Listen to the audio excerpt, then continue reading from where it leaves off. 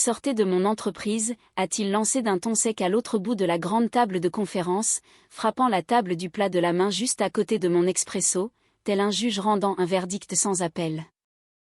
Il a prononcé le mot « mon », comme si l'agence lui avait toujours appartenu, comme si je n'étais qu'une petite chanceuse qui avait eu le privilège de l'aider. Il ne savait pas que je me préparais pour ce moment précis depuis 8 mois. Je n'ai pas bronché. Je n'ai pas cherché à argumenter. J'ai simplement fait glisser une pochette scellée sur le bois verni de la table. Puis, j'ai souri et j'ai dit « Ouvre-la doucement. » Bonjour, je m'appelle Élise. J'ai cofondé une agence de branding de niche il y a 6 ans, le genre de structure qui a commencé sur le parquet de mon petit studio d'étudiante pour finir dans un loft du 10e arrondissement avec pierres apparentes et une lumière traversante presque trop crue. J'y ai consacré toute ma vingtaine. Et puis, ma sœur m'a présenté son mari, Mathieu, un communicant qui savait exactement quoi dire pour plaire. Nous l'avons embauché progressivement. Il a commencé par améliorer les processus.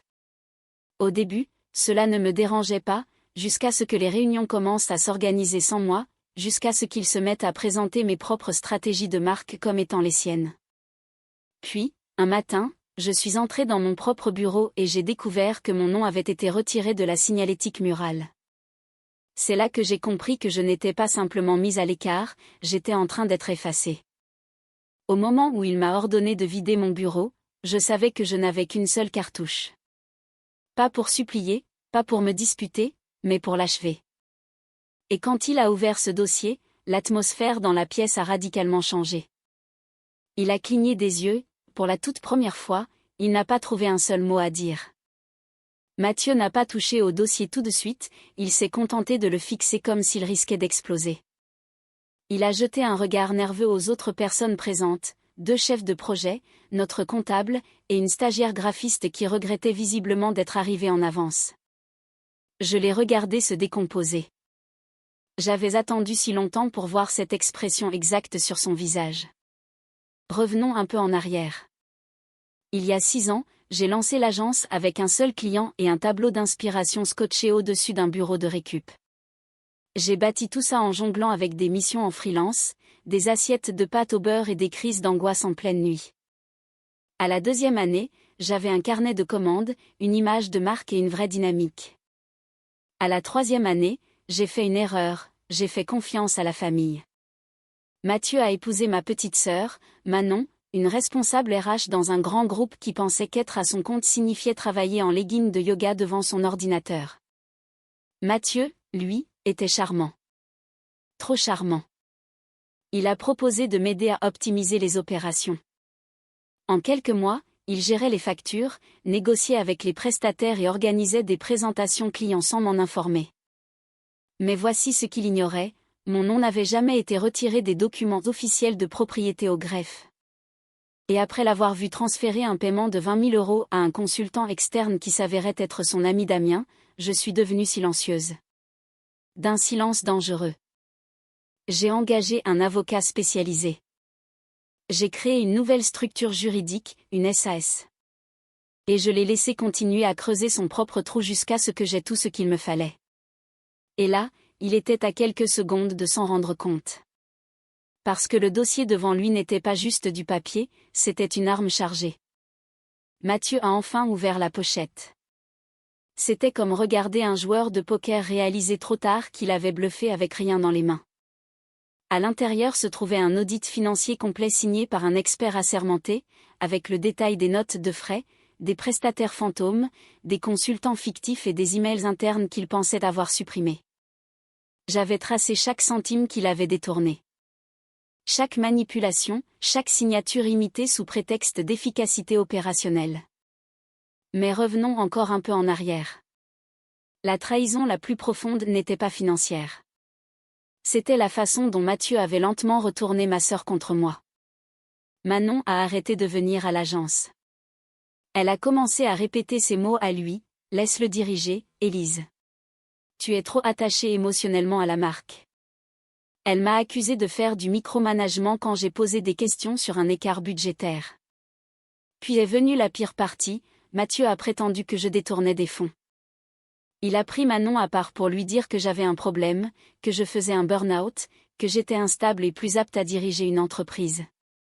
Ils ont voté une restructuration et j'ai regardé l'agence que j'avais bâtie, mon rêve, mon identité, devenir le théâtre du narcissisme de quelqu'un d'autre. Ils ont pris mes idées, mes clients, la loyauté de mon équipe.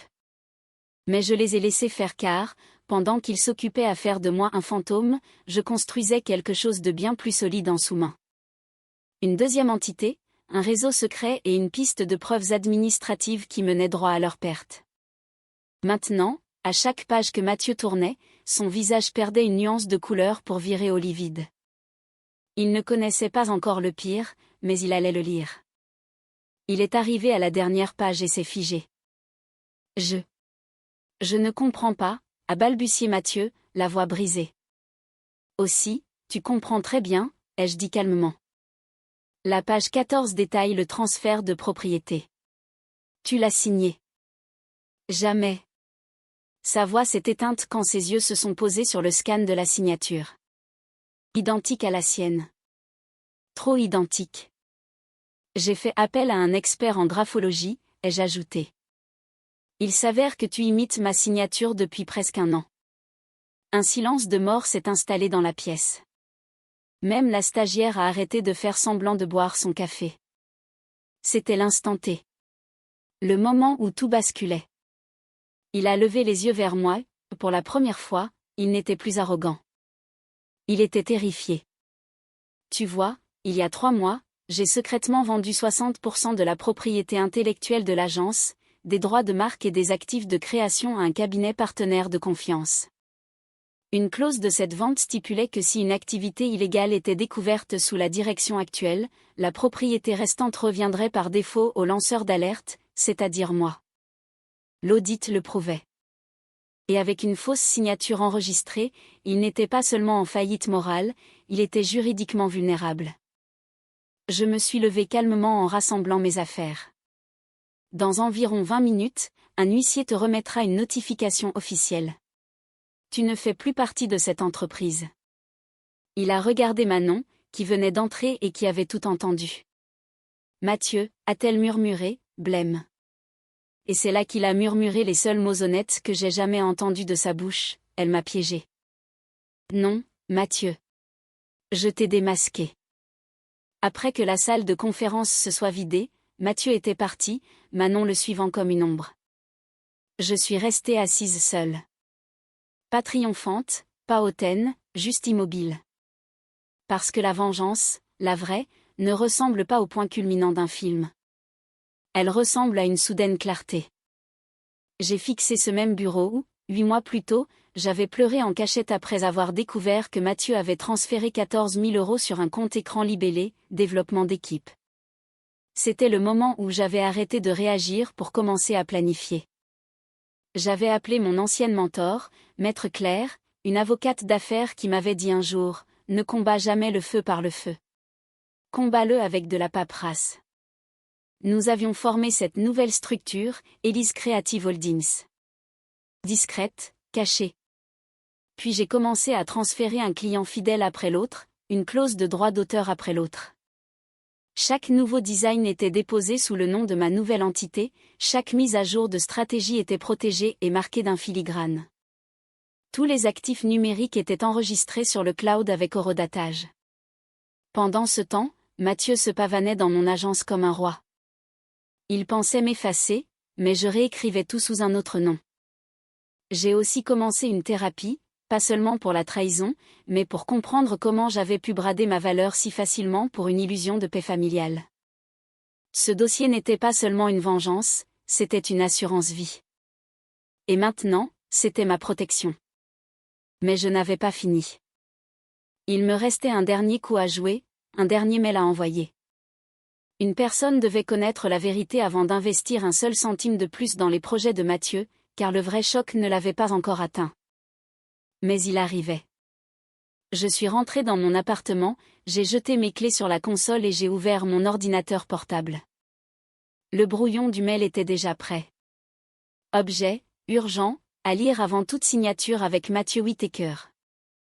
Il était adressé au PDG d'Altis Technologies, un client valant plusieurs millions que Mathieu courtisait dans mon dos depuis des semaines.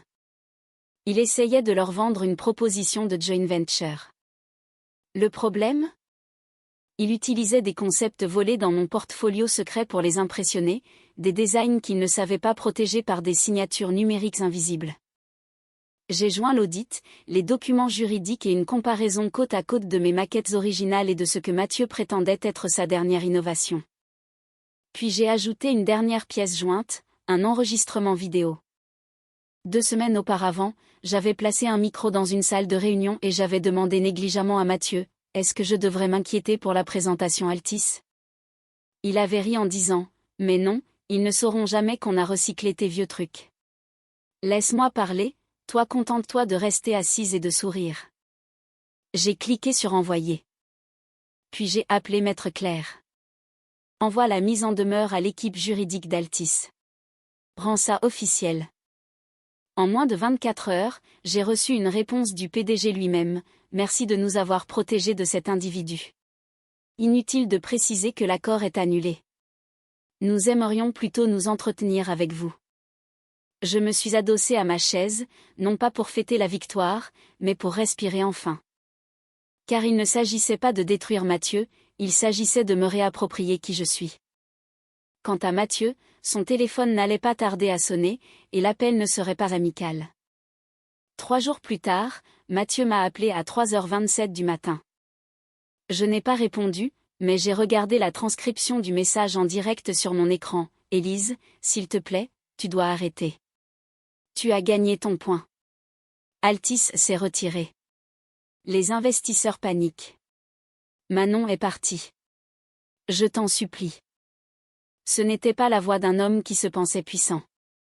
C'était le son de quelqu'un qui réalisait que l'empire qu'il avait tenté de voler n'avait jamais été le sien.